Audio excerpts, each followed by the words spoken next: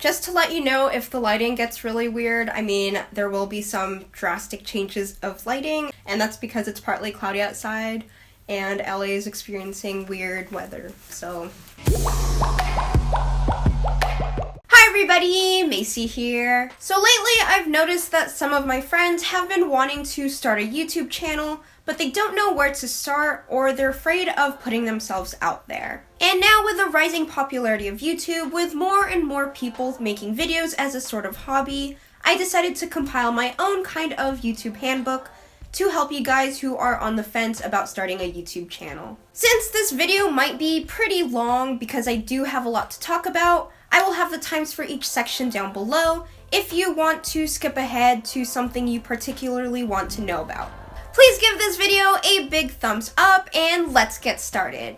So before you even think about starting a YouTube channel, ask yourself these 3 questions. 1, do you even have the time? First, you may think that YouTube is just putting on a camera and just talking to it. It is much harder than that. For me, YouTube and how I plan my videos takes a lot of time. It takes me a couple days to even plan out a video. You want to ask yourself if you're willing to put in that time and effort into starting a YouTube channel. Because if you can't, then don't even start it. Number 2, is it something that you love? I love making YouTube videos. I love the editing. I love the aesthetics of it. If you don't love making YouTube videos, if you don't like the editing process, don't do it, okay? You're just gonna hate yourself for it, and it's gonna feel like work when it isn't. And number 3, are you doing it for the fame and the money? It's really hard to make money on YouTube, especially when you're starting out. It's really hard to make it in this business, especially now that there are a ton of people starting YouTube channels. But it takes a long time for you to be famous, and you don't even know if you're gonna get to that point. So don't do it for the fame. And even for the money doesn't really start rolling in until you have like several thousand or something. And even then it's still hard. So don't do it for the money, don't do it for the fame. So once you've already asked yourself those questions, the first thing you want to think about is what your content is going to be. Honestly, it could be about anything. It could be lifestyle, vlogs, beauty, gaming, pretty much anything. You could even create your own niche around there. So once you've picked out what your content is going to be, the next thing to do is to choose your channel name.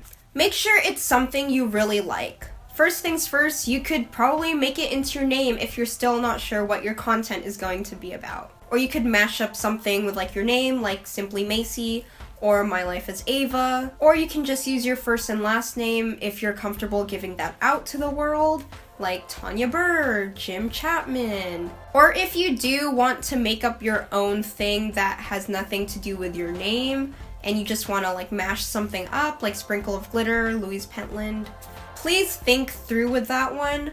I'm not trying to stop you from doing it, but people tend to just change their name later because they don't like that mashup that they made like several years ago. This is kind of the case with Adeline Morin. She used to be Cookie Monster, but now that she's grown up and she knows what she wants, kind of thing, she wanted to change it to Adeline Morin, which she felt was more appropriate with her channel. Or sometimes with your channel name, you could even make it from a nickname, kind of like Zoella. Or if you want, you can even basically just make a name out of your content. If you're for sure that you want your content to be like, let's say, beauty, then you could do something beauty related. Like, I know one person did like the makeup chair because she does beauty videos. The next thing I want to talk about before we go into equipment is research, and I recommend going through a lot of research. And when I'm talking about research, I'm talking about watching a lot of YouTube videos. I definitely recommend watching how to start your own successful YouTube channel videos or how to start your own YouTube channel videos. Just watch a lot of those videos and you get to see a lot more insight from other people's perspectives and you'll learn a lot from them. I'm going to share with you guys 2 of my favorite channels when it comes to editing and how to do those kinds of things when it comes to YouTube.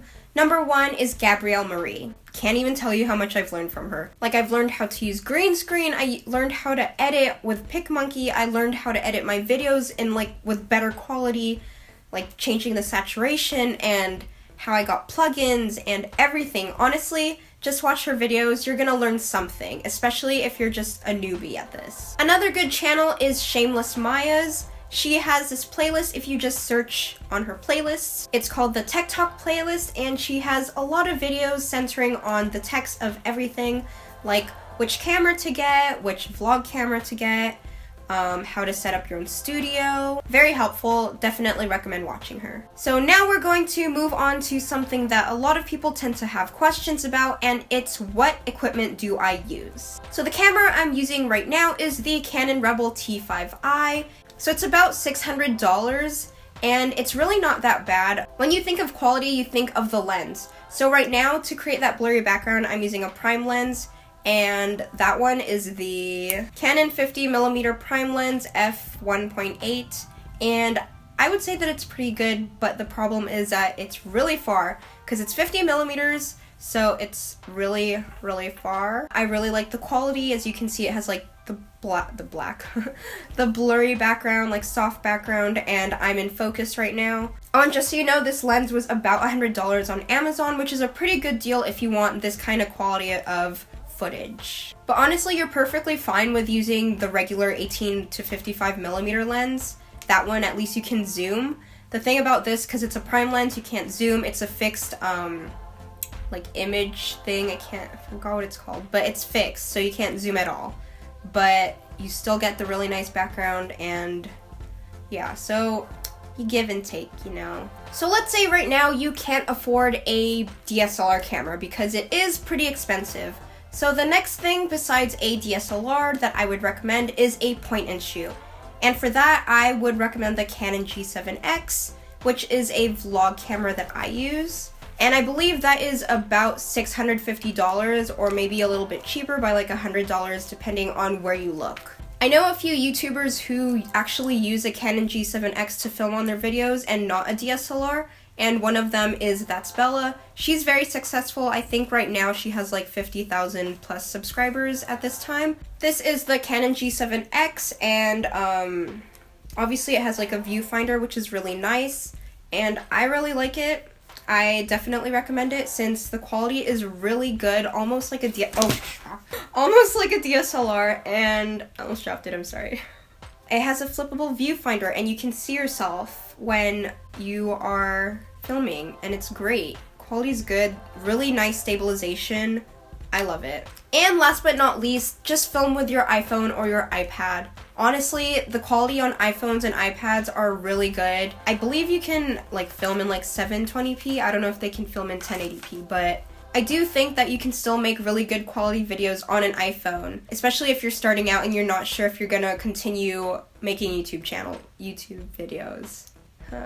So next up, which is very, very, very crucial, is lighting. Honestly, the best kind of light, and I'm sure you've heard it if you've watched a lot of how to be successful on YouTube or how to start a YouTube channel videos, is that daylight is the best lighting. It's free, it's nice, and it makes the colors pop. Like right now, I'm using like daylight right now. But unfortunately, not everybody lives in sunny LA or just somewhere sunny where they don't have access to good daylight. So if you don't have access to daylight, the next best thing you can get is umbrella lights. So my umbrella lights, I actually don't use them very often. I'm sure like some people, if based on like timing, maybe you can only film at night because you're so busy throughout the day, they can only film at night. I definitely recommend buying your own studio lights. So next up on equipment is audio. So what I use for audio is my iPhone, which is right here on a laundry rack, believe it or not. And I use that for my audio, and I use it on the voice notes app. But if you want to actually invest in better audio, you can also buy a mic. I think the mic that most people tend to use is a Rode mic, and it usually attaches to the top of your DSLR and you plug it in the aux cord. Besides the audio is a tripod, and for about 2 years I actually used a laundry rack to film my videos because it just fit well. I can just put my camera on there and it'll stay still. But if you want to have the freedom to put your camera in like whatever height, I definitely recommend getting a tripod. You don't even have to buy like a really expensive one. It could just be like some random really cheap tripod. You can probably buy a lot of cheap ones on Amazon. So next up is getting a computer. So it doesn't have to be a Mac, but I know a lot of YouTubers tend to use the Mac. If you have a PC, I think it's called Windows Movie Maker. I don't know if that's for free or if you have to pay for that. But I know that's a good kind of editing program. And if you do have a Mac, they do have iMovie, which is free, obviously, with every Mac. And I think I used that for like a couple years.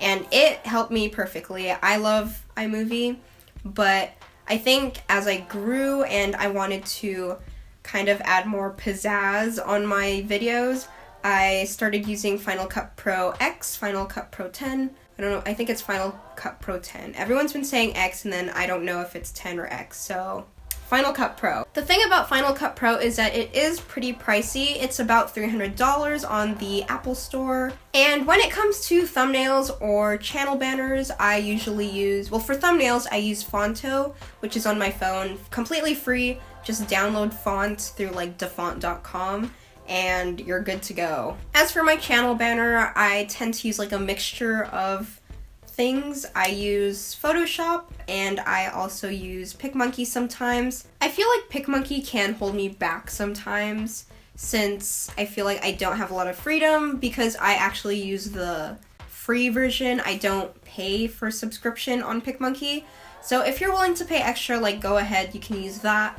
But I use a mixture of PicMonkey and Photoshop. Thank you guys so much for watching and hopefully it helped you start your own YouTube channel. Please give this video a big thumbs up, I would really appreciate it, and subscribe to my channel if you haven't already. You can do so by clicking the subscribe button down below. And comment down below if you have your own YouTube channel. I would love to start watching your videos and probably even subscribe. Hope to see you guys next time, bye!